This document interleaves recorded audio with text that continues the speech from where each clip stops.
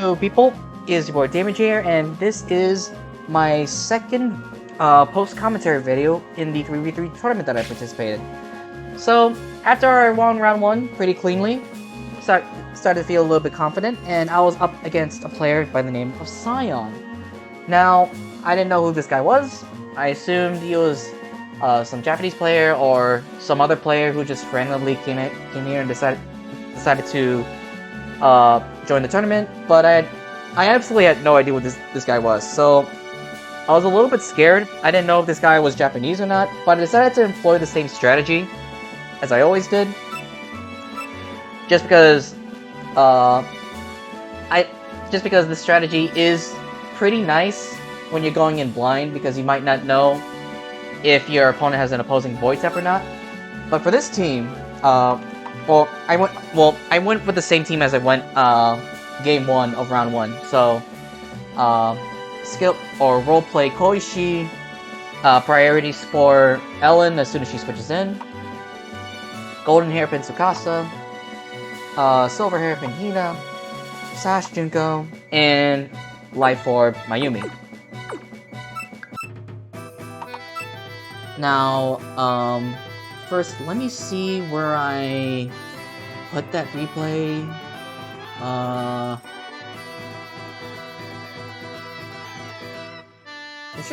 should really name my replays, just so I can have a better time with this. Okay, 81148, I believe.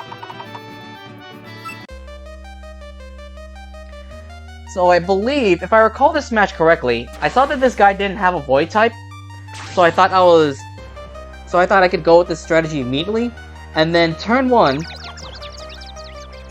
after I gave this guy curiosity, I saw that this guy had toxic spikes, and this was immediately concerning because my Power Ellen did not hold was not holding heavy-duty boots, it was holding leftovers.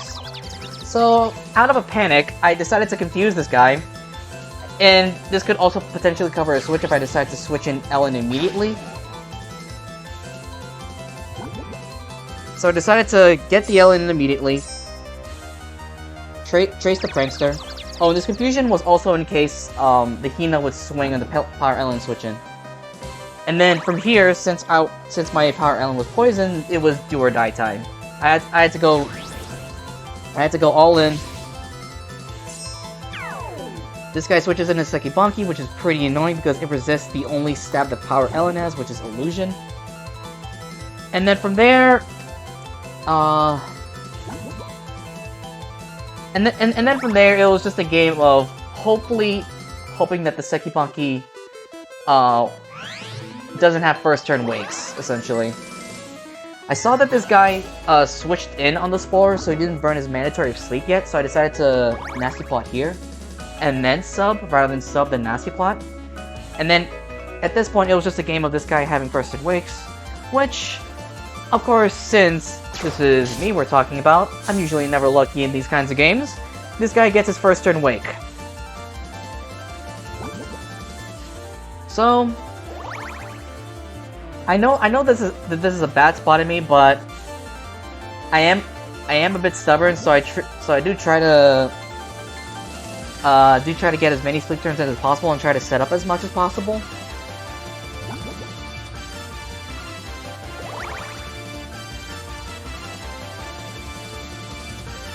And okay, and I think I take the risk of, or actually. Okay, yeah, okay, I think this turn was a risk, because this guy could have had his first turn wake and then kill me here. But I decided to get to +3. Oh, yeah, okay, yeah. I think at this point I decided to take the risk and try to swing for as much as I can, because if I subbed again, then I would have died to poison. So, at this point, it was me trying to do as much as I could. But seeing that Sekibanki took only that much of +3, I'd like to guess that he was bringing Silver Hairpin, extra Sekibanki, which really sucked for me. And unfortunately, this guy woke up and killed my sweeper. From there, I decided to switch to Koishi, and I believe I wanted to set screens here. Yeah, I think at this point I just wanted to set screens because I wanted to do as much as I can with my Speed Junko in the back. That was what I brought. And the reason why I decided to reflect here, because at the time I only knew that Hina and Sekibanki were the two puppets that he brought. And the reason why I decided to go for Reflect was so that Speed Junko could 1v1 Hina. But unfortunately, this guy had a Yumiko. So, fortunately I am fast in this thing, it's not Scarf, but unfortunately this guy is Sash as well. So, I decided to loot, so I basically lost this game because this guy basically had what he needed for this sort of strategy.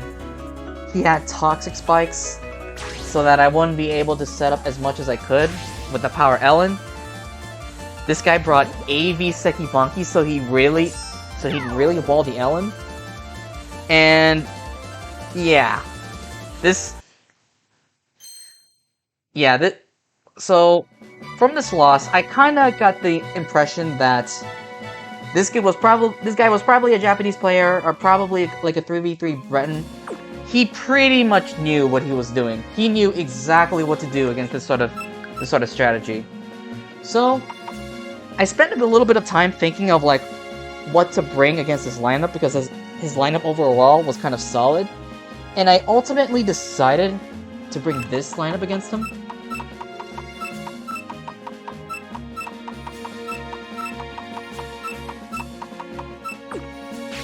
The main reason is because I noticed that I know that his team had extra Yumiko, and extra Lyrica is one of the best switch-ins to his Yumiko. And I also kind of figured that the Doremi this sort of lineup was just good against most of the things that he brought in the first match. But I'll talk about that a little bit later and talk about the team. So this team has a Moody Extra Suko, or Moody Speed Suko, a Poison Trap Extra Hina, a Golden Hairpin Power Tenchi, a Fizz Def Counter Bit Defense Doremi, a Specially Defensive Extra Lyrica, and a Silver Hairpin Extra Tokiko. So, my thought process in bringing this team was that it just had the best amount of stuff to deal with this team, at least from what I thought. And I know that in this game, because his team didn't have, or at the time in the first match, since he didn't have any threatening ground attackers, I actually decided to remove the air cushion from Extra Hina and give it Reflect Guard. The reason being was that I knew that Poison Trap was one of the main factors on why I lost, so I decided to make Hina grounded in order to absorb any Toxic Spikes that came my way. So when it came to when the match started, I'll give a little spoiler here, but in the second game, this dude decided to bring Speed Show, a ground type, which was really concerning for this team, especially considering that it decided to make Hina grounded to absorb Toxic Spikes. But yeah, game 2. This guy leads with Momiji, and I lead with Extra Lyrica, expecting some sort of special attacker here. Or I think I led Extra Lyrica because it seemed like the safest lead against the entire team. I saw the guy had a Ceiling Thread, and I knew that, and I switched into Doremi, predicting a Shooting Press if it had it. But instead, this guy went for a U-turn, and this guy decided to set rocks, which was kind of bad, because usually in 3v3, people don't normally bring rocks, and this team didn't have heavy-duty boots. So those rocks were going to be a pain in the ass the entire way. So, as a response to seeing the Doremi, He sends in the Yumiko, I go into my Lyrica and tank the hit.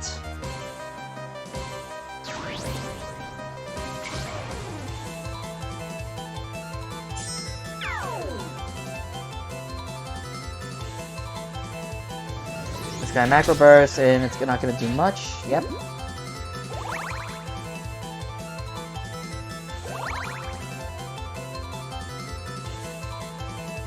And then this guy brings out the speed shell, and then I'm immediately in trouble. Because one of my decent checks of this thing, Extra Hina, doesn't have levitate. Fortunately, I didn't decide to bring Hina to this game because I thought Defense Storm would be able to take the hits. However, the Doremi took way too much damage from the speed shell because I was Cloak of Darkness.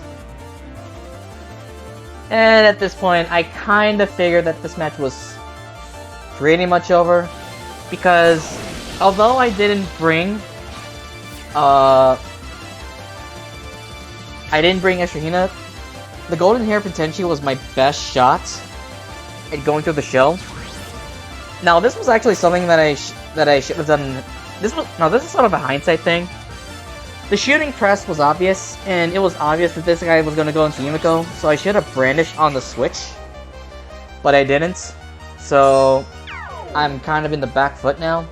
And at this point, it's just kind of clockwork for this guy. This guy knows how to play the game.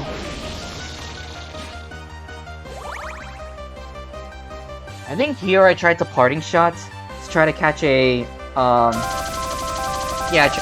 tried to catch a shell switch in and try to do as much as I could.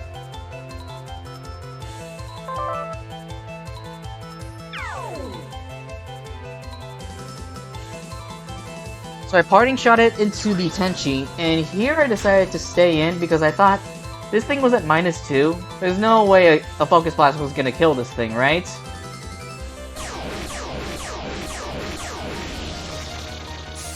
It did. Even at -2. And then from there, I got sent to losers really early on. But I'm not entirely mad about that because this dude basically just played these games perfectly. He knew how to deal with the priority sleep strategy. He knew how to deal with the second team that I brought. This dude, I could tell that this dude has been playing 3v3 for years. Not much I could really say, but GG's.